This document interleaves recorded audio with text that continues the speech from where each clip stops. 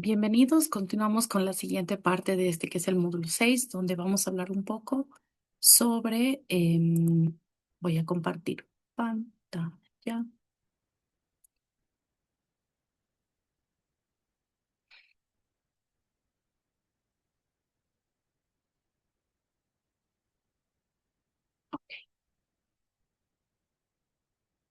Vamos a hablar un poco sobre lo que es análisis crítico de información, búsqueda bibliográfica y redacción académica. Nuevamente, a nombre de todo el equipo nacional de investigación, de todas las sedes, docentes, investigadores de sede y de carreras, pues darles un cordial saludo y bienvenidos a esta siguiente parte.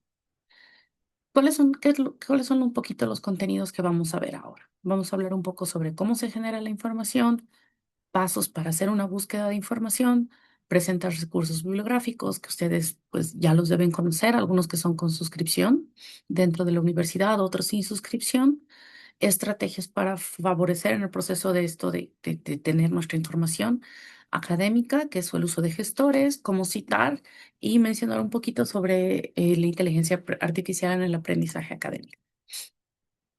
Pues vamos por partes.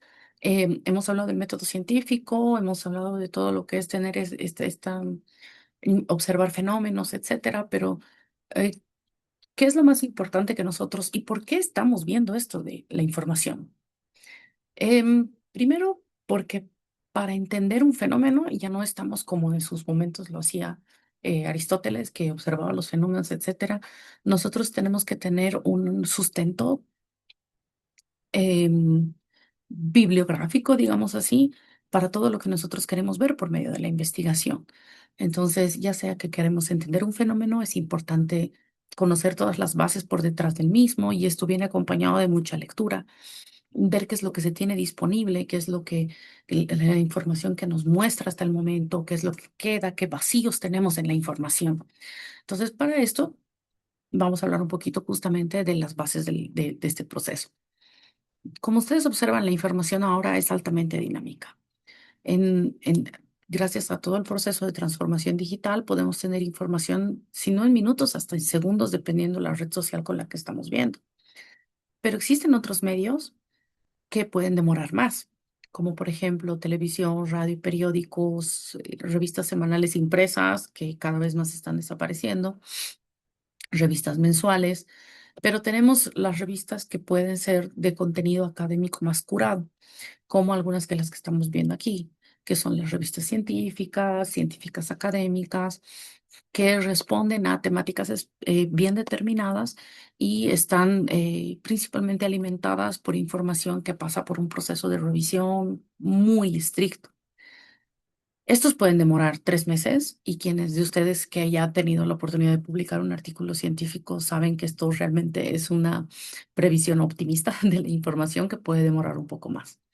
Los libros, ni que se diga que generalmente desde tener el libro como tal, en esta estructura tan masiva de información, e inclusive hasta la traducción puede demorar años.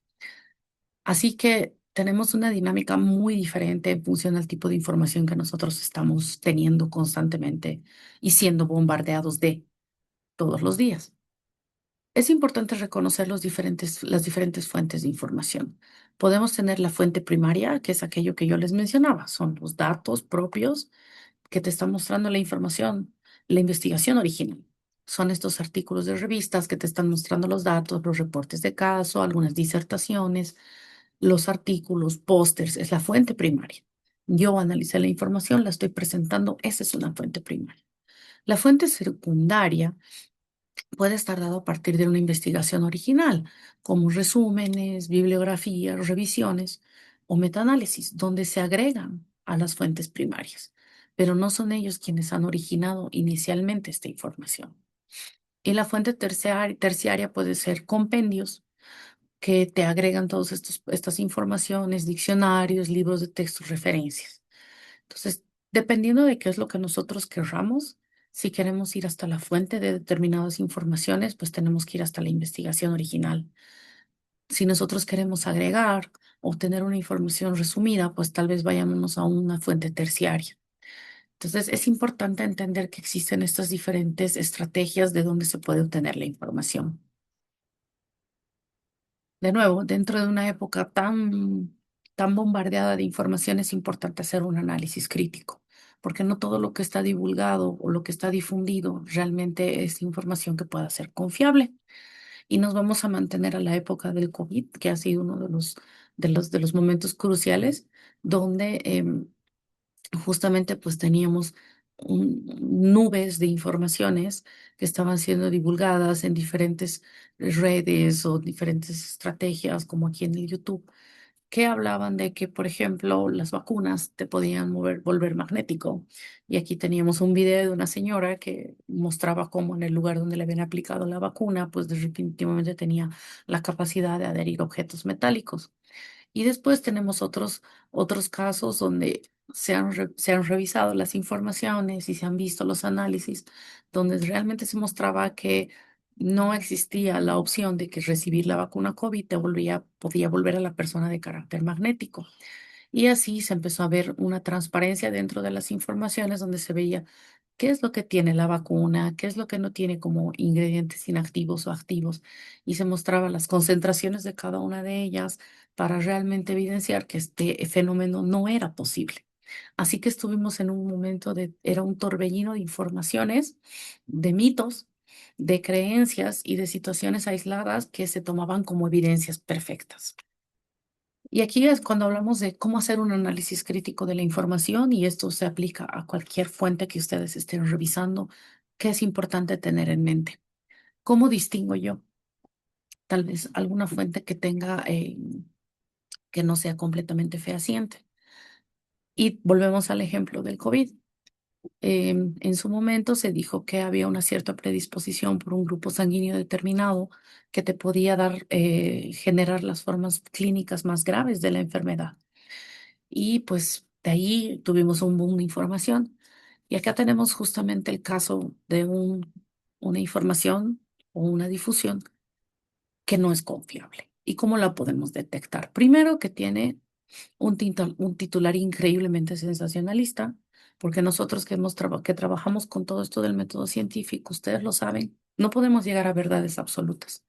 Y esto va a ser la conclusión justamente de este módulo, que a partir de la información nosotros proponemos, generamos, tenemos un consenso, pero no somos dueños de la verdad, porque hoy o mañana podemos tener un conocimiento que pueda venir a refutar lo que nosotros hemos encontrado. Entonces, generalmente, estas fuentes que tienden a tener un titular increíblemente sensacionalista están ahí para causar eso.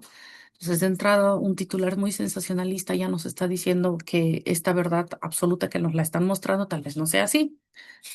Te dice que habla que el público sanguíneo, perdón, que el grupo sanguíneo, etcétera, era el mejor, te daba la mejor respuesta y te intenta explicar algunos datos. Pero, ¿qué es lo que tú estás viendo? No tiene fuentes. Una buena noticia, en este caso, que es una noticia en un medio de divulgación, siempre te va a llevar a una fuente. ¿De dónde yo saqué esto? ¿De dónde yo tengo estas informaciones? ¿Puedo llegar a tener acceso al artículo?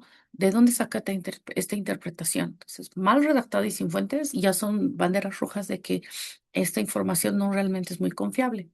Veamos el otro caso. Acá tenemos una revista, sí, de divulgación científica que tiene fuentes verificables, donde a lo largo del texto yo puedo están hipervinculados los enlaces que me van a llevar a la fuente original, a la fuente primaria de información, me va a llevar a diferentes tipos de análisis, y yo puedo entender de una mejor manera y mucho más comprensible qué es lo que está pasando. Así que y vean, no nos están vendiendo un titular increíblemente sensacionalista. Nos están presentando la información como una pregunta para que nosotros podamos leerla y llegar a nuestras propias conclusiones, pero en función a fuentes verificables. Así que no solo cuando estamos leyendo noticias, sino también cuando estamos extrayendo información para poder montar una bibliografía, para poder montar una revisión, para poder hacer una discusión, en fin, o tener el estado del arte de cualquier área, es importante tener presente que la información tiene que tener un análisis crítico. Hablábamos mucho de los artículos y justamente por qué, y del método científico.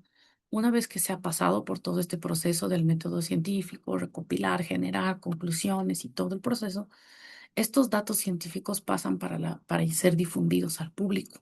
Sin embargo, pasan por un proceso de revisión por pares.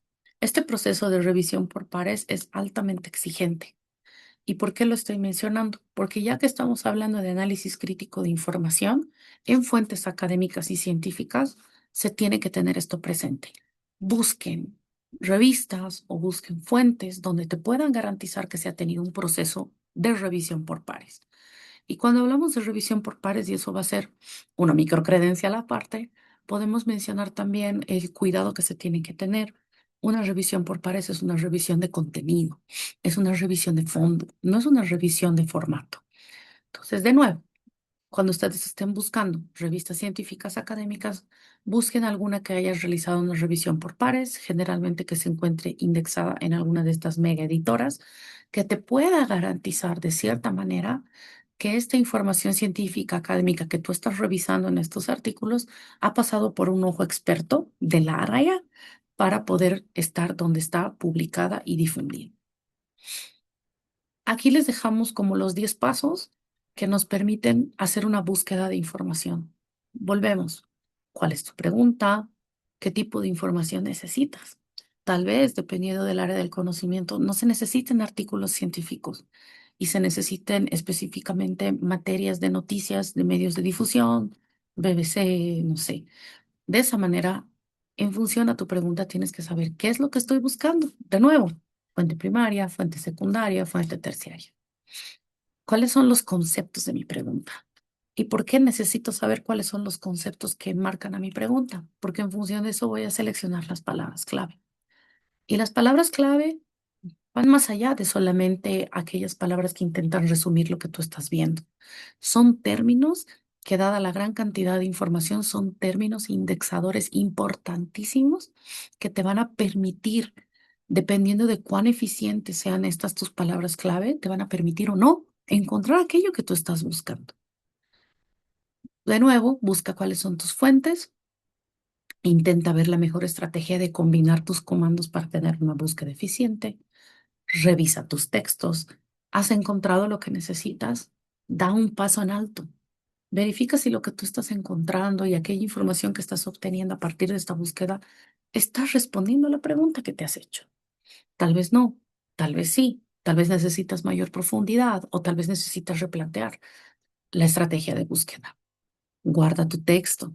Ya se imaginan que para cada momento yo tenga que guardar una y otra vez en lugares diferentes, en carpetas diferentes, la administración de mi información y de mi biblioteca digital. Rara vez ya tenemos bibliotecas con estantes llenos de libros físicos. La información es digital. Y si no podemos tener una estrategia organizada de tener toda nuestra biblioteca digital, pues realmente vamos a enloquecer al momento de intentar encontrar nuestras bibliografías. Evalúa tu información, hablamos nuevamente del análisis crítico y pues al final usa tu información. Cítala, extrae lo más importante de tu texto, responder la pregunta que es lo más importante. Hablábamos mucho de esto de las palabras clave, que son estas frases que tienen que estar organizadas y son un sistema que te permite encontrar la información. Es la versión antigua del hashtag. Cualquier documento, cualquier texto que se encuentre digitalmente tiene estas palabras clave que van a permitir que se lo identifique. Si yo no sé cuáles son las mejores palabras clave que están asociadas a la pregunta que yo quiero buscar, difícilmente la voy a encontrar.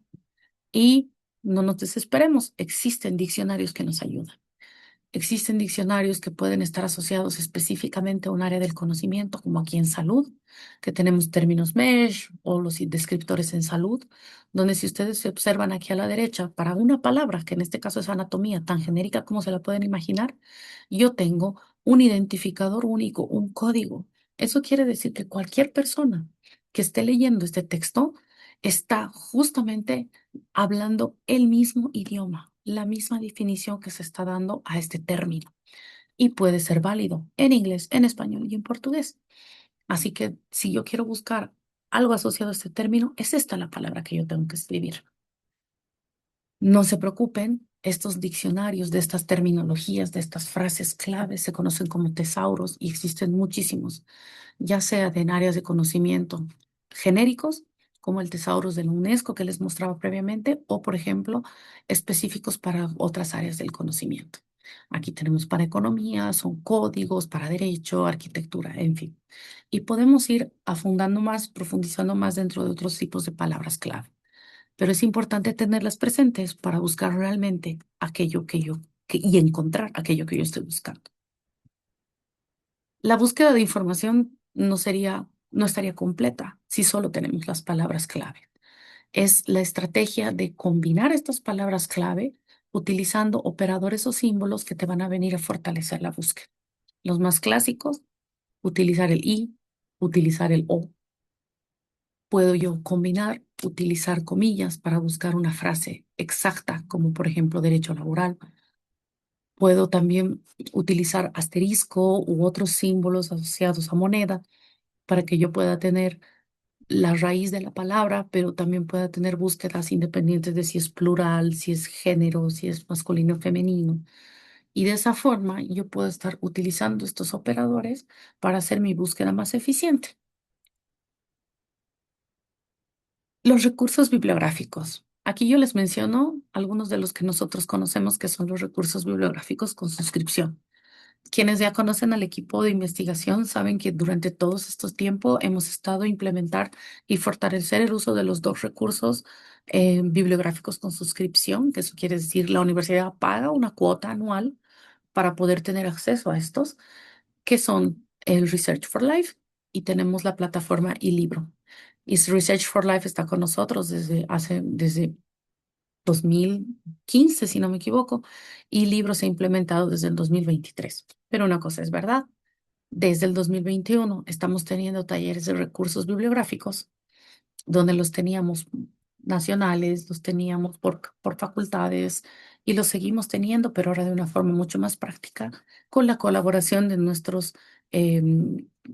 colegas del sistema de bibliotecas, del equipo de bibliotecas, que aprovechamos también para difundir nuestro propio sistema. Entonces, no voy a entrar ahora en los detalles de todo este proceso de navegación. Solo mencionarles un poquito, por ejemplo, Research for Life, que tiene una increíble cantidad de contenido, que ha diversificado mucho las áreas en las cuales está asociada, está vinculada a muchas editoriales y que si bien nació para ser una biblioteca específica del área de la salud, ahora pues, como ustedes podrán observar, estamos, como ustedes podrán observar, pues yo tengo el acceso aquí a Research for Life. Recuerden que para acceder a Research for Life tengo que tener un usuario y contraseña. En este tema, al lado en el módulo donde estamos ahora, ustedes pueden acceder a las formas y a los enlaces directos para ya sea tener una navegación por Research for Life o cómo poder vincularse si es que no tienen sus contraseñas de uso. Yo aquí solo les quiero mostrar que tenemos revistas, libros, fuentes, bases de datos, colecciones gratuitas, un montón de información de interés. Yo quiero revistas, puedo ir y explorar muchas de ellas. Puede ser, no sé, por título, como me interese. Si no, yo puedo ir directamente y hacer una búsqueda directamente aquí con palabras clave y encontrar aquello que sea de mi interés. Entonces, Research for Life tiene una gran cantidad de información. Puedo acceder a bases de datos también si es mi interés. Por ejemplo, acá voy a buscar el Google académico. Gracias a las credenciales de Research for Life, si yo empiezo a utilizar el Google Scholar desde el Research for Life, pues yo puedo acceder a otras informaciones que tal vez no hubieran estado disponibles de forma gratuita. Nuestra otra plataforma es el eLibro, donde eLibro permite también tener acceso a libros en español, libros en inglés. Puedo tener una cantidad, vea el número de títulos que están disponibles, es increíble. Y de esa forma yo puedo, de nuevo, acceder a libros, a otro tipo de material que tal vez no estaba disponible o áreas del conocimiento que no estaban también cubiertas por Research for Life. En la duda, entren a la página de recursos de investigación, a la cual también ustedes tienen acceso en estos enlaces de nuestro módulo. Y si tienen dudas sobre cómo acceder y navegar por alguno de estos recursos, los invitamos a nuestras grabaciones más recientes de los talleres más extensos que hemos podido dar para cada una de las diferentes facultades. Los tenemos para la gestión 2023, 2024. donde hemos incorporado cómo navegar. Ustedes pueden ver la grabación detallada, aproximadamente estamos hablando de un taller de 2 horas, y las diapositivas que también pueden descargar. Así que en caso de tener alguna duda referente a cómo navegar en la búsqueda bibliográfica de cualquiera de estos recursos, pues adelante. Aquí estamos. Recuerden, siempre entren a nuestra página de recursos, siempre estamos con algo nuevo para poder apoyarles. En eLibro, yo lo que les quería mostrar, Research for Life y eLibro, vean la cantidad de material que tenemos, y esto es algo que nos muestra la diversidad de temáticas que se tocan. Diferentes áreas del conocimiento, todos ellos tenemos una gran cantidad de información, así que pues los invitamos a explorar estos recursos con suscripción. En otras estrategias de búsqueda bibliográfica existen diferentes buscadores. Uno nuevo que les queríamos mostrar es justamente este OpenAlex.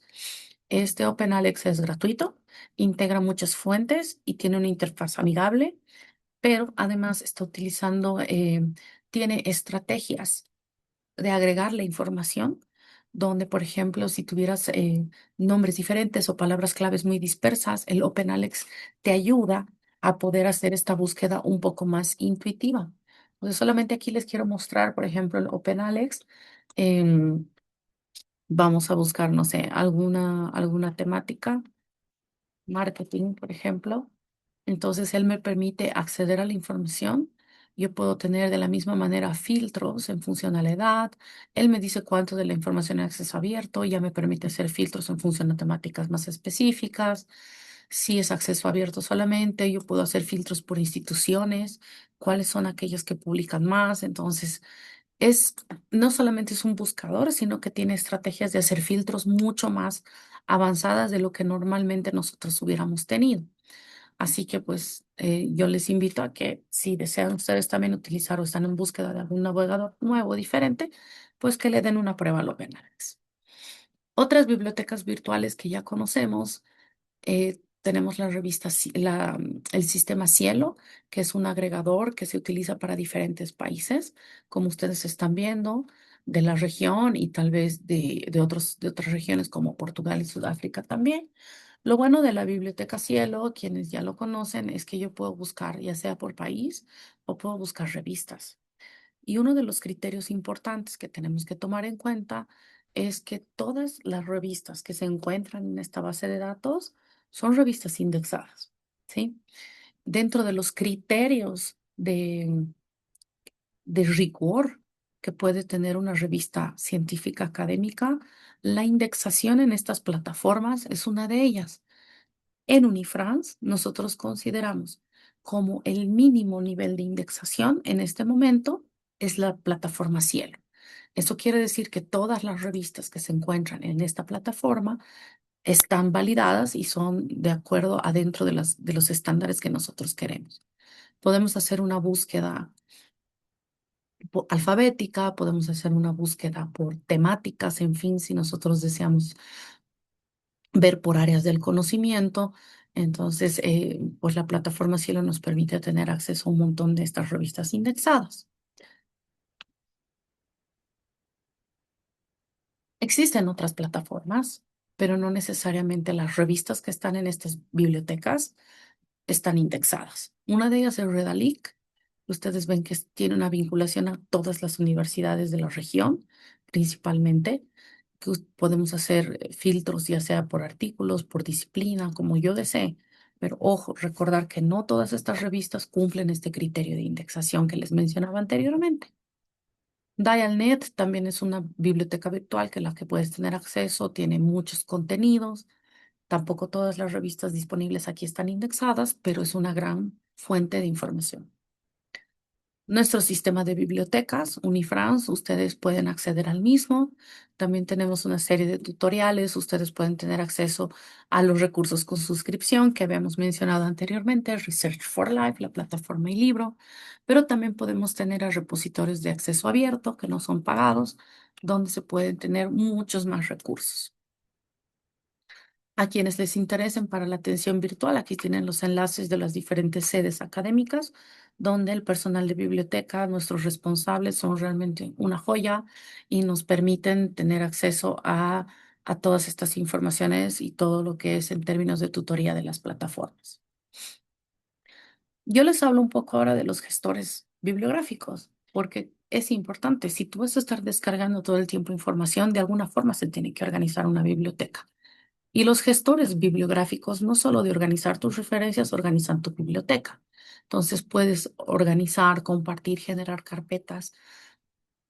A partir de todo lo que tengas en la internet, en el internet tú puedes tener un repositorio único de todas estas informaciones y manejar esta información de una manera eficiente, citarlas en diferentes contextos. Si tú quieres tener tutoriales para gestores bibliográficos que nosotros te recomendamos, te damos acceso también en esta página al tutorial que tú tengas interés dentro de ya sea las diferentes disponibles. Los gestores de referencias han ido evolucionando masivamente a partir de los años, desde que se empezaron a generar, ya estamos hablando de más de 40 años, y a medida que hemos ido avanzando, hay algunos que se mantienen de manera clásica, como por ejemplo Mendeley, otros que han aparecido, Zotero. Lo importante es que hay los gestores y como en cualquier otro tipo de aplicación, puedes tener gestores que sean completamente libres, con software libre como es Zotero, o algunos que tengan software que se pueda hacer propio de alguna institución por el cual tengan que ser pagados. Pero Mendeley que puede tener opción de uso gratuito. Aquí les mostramos justamente el Mendeley, que puedes tú tenerlo en una nube o lo puedes descargar en tu escritorio si así lo deseas. Puedes integrar en tus documentos, integras el Mendeley para poder utilizarlo directamente dentro desde tu Word o si lo quieres hacer con herramientas digitales cuando estás trabajando con documentos compartidos. Aquí yo solamente les voy a mostrar un ejemplo donde rápidamente para mí estoy aquí en un documento, digamos que yo tengo un párrafo y me voy a la parte de referencias aquí en el Word y yo sé que existen muchas otras opciones de citación, pero en este momento yo quiero facilitar la vida y me voy al Mendeley, a mi aplicación o mi plugin de Mendeley. Yo digo, ok, yo he utilizado esta citación aquí para este párrafo. He utilizado dentro de mi biblioteca, que ustedes ven que yo estoy navegando. He utilizado este otro párrafo, lo he generado a partir de estas dos citaciones, ok. Y este otro párrafo lo he generado a partir de, no sé, estas otras citaciones. Súper. Pues ya terminé mi texto y yo quiero insertar mi bibliografía, pues aquí yo lo puedo hacer. Inserto la bibliografía. Ok, continuar. Y vean cómo ya está. Ya tengo la bibliografía puesta en función de todo lo que yo he escrito. Ah, si yo quiero cambiar, ahorita esta tapa y realmente no quiero utilizar otra, alguna que sea, no sé, esta que tal vez es más abreviada, pues lo hace automáticamente en mi texto. Ustedes observan que ha cambiado y pues fue básicamente inmediato. Entonces, de esta forma yo puedo trabajar con las citaciones bibliográficas de una biblioteca en la cual yo ya tengo todos mis documentos integrados y no necesito estar trabajando uno por uno en las citaciones. Aquí les dejamos, puedes tú importar directamente, puedes instalar plugins dentro de tus navegadores para todos estos gestores bibliográficos que te permite automáticamente incorporar a tu biblioteca la información. Zotero es una alternativa también, como les decíamos, es de software totalmente gratuito y que tiene la misma lógica. Tú puedes incorporar el Zotero a tu documento, vas a tener tu biblioteca y puedes ir incorporando tus referencias bibliográficas. Una vez que tú realizas la búsqueda bibliográfica, tienes tu documento y estás trabajando para utilizar esta información siguiendo nuestra guía de los 10 pasos. Es importante y un punto clave cómo tú vas a utilizar esta información, cómo vas a referenciarla. Y como ustedes lo han visto en el documento que yo les he mostrado, hay dos formas que sí tienen que hacerse. Una es, yo cito en el texto, en este párrafo yo he utilizado esta fuente, y la otra es al final de mi trabajo, donde yo digo, aquí está todo lo que yo he utilizado. Y destacamos tres formas de hacer esta referenciación. Una es el parafraseo, el resumen y la citación textual, para que tengamos presente cuál necesitamos. El parafraseo es donde yo voy a colocar las ideas principales del documento y utilizo, pero siempre voy a utilizar mis propias palabras. Este es el texto original, el que yo he leído, esta es la fuente y me habla específicamente sobre una temática. En el parafraseo yo voy a decir que tal autor reconoce y voy a sacar algunas palabras clave, pero va a estar redactado con mi propia palabra, con la forma en como yo utilizo esto que me ha indicado el autor. No estoy copiando exactamente, ¿sí? Entonces yo estoy colocando ideas principales, uso mis propias palabras y estoy citando la fuente. Eso es el parafraseo. El otro es un resumen puntual. De nuevo, estamos con el mismo texto, pero yo voy a agarrar y voy a decir en una frase y citando la fuente, qué es lo que me importaba de este documento. Entonces incluye o tal vez alguna o dos ideas claves, ¿sí? Esta es otra forma de utilizar y realizar esta citación. Y la tercera es la citación textual, que muchas veces es confundida con alguna de las otras situaciones. En la citación textual, yo voy a utilizar comillas y voy a extraer una frase directamente del documento y lo voy a colocar en mi documento. Pero aquí yo no estoy usando mi redacción, yo no estoy colocando mis palabras, estoy extrayendo un pequeño pedazo del texto original. Las tres son válidas, pero es importante ver en el área del conocimiento en el cual se encuentran cuáles son aceptadas. En el caso de ciencias de la salud, cada vez más las citaciones textuales están siendo omitidas y se están prefiriendo utilizar ya sea el parafraseo o el resumen puntual.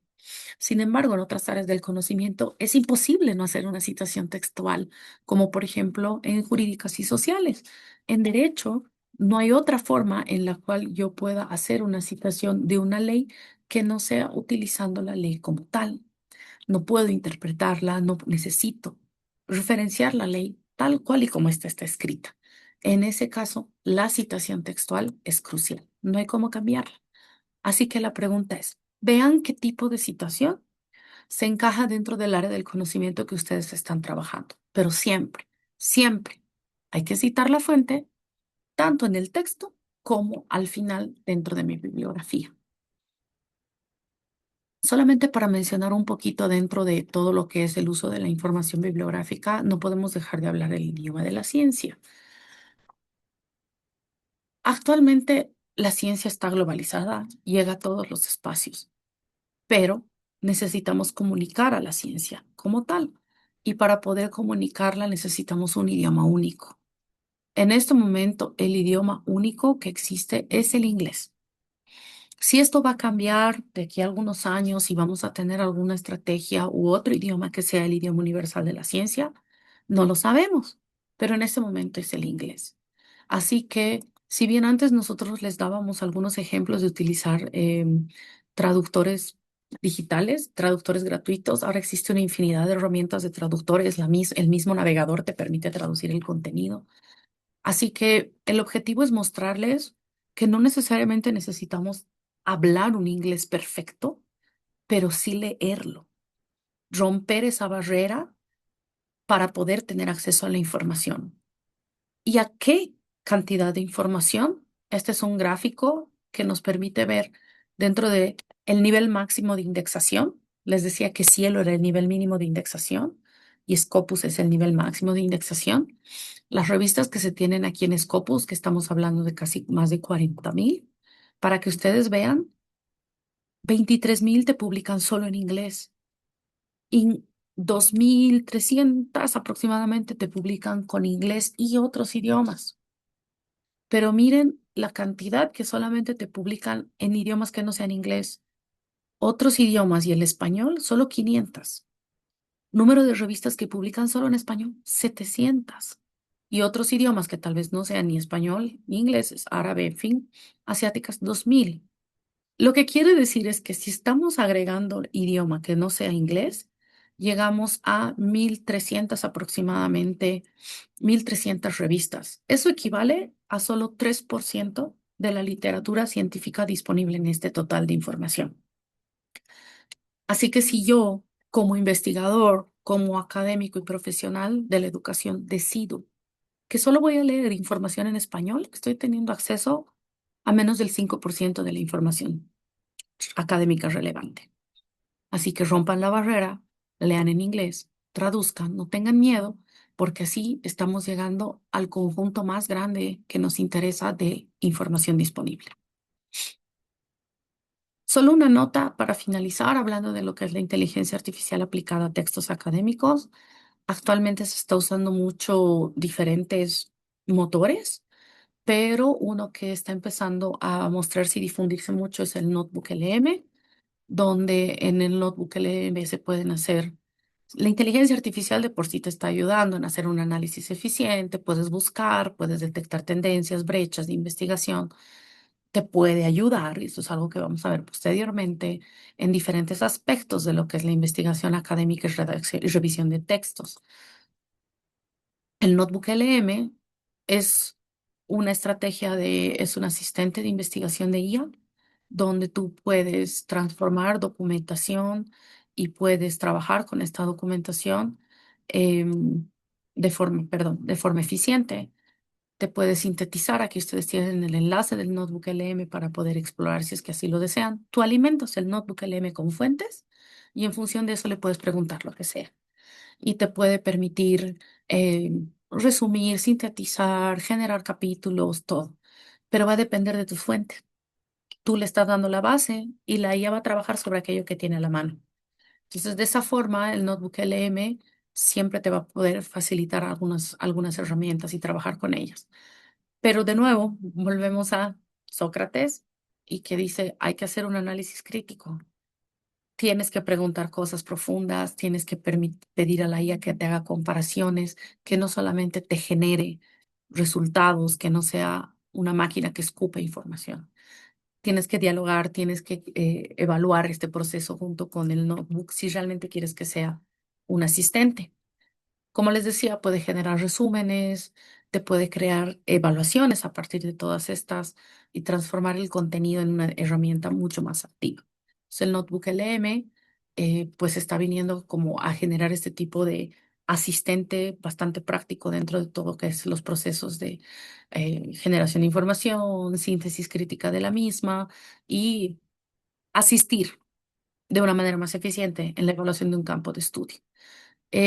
De ninguna manera, y eso lo vamos a ver posteriormente, el notebook puede reemplazar el pensamiento crítico. La idea es que lo acabe potenciando, pero es una herramienta que está viniendo para quedarse dentro de lo que es todo este proceso de redacción y búsqueda bibliográfica. Por su atención en esta siguiente etapa de búsqueda bibliográfica. Nuevamente, muchísimas gracias.